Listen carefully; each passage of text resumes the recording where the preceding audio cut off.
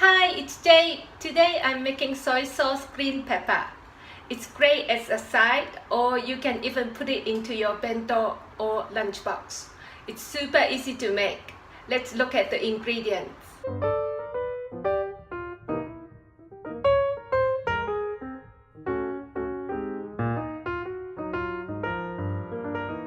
First, cut the green peppers into bite-sized pieces. Add the green peppers into a pot.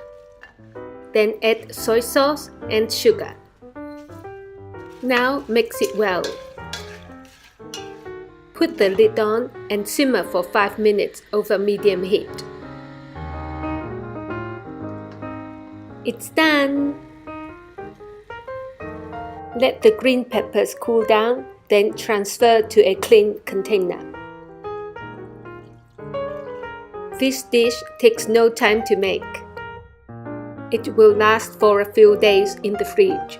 It's very convenient to put as a dish when you are in a rush. Like for breakfast. Breakfast can be extra delicious with this easy side dish. Thank you very much for watching. I'll see you next time. Bye bye!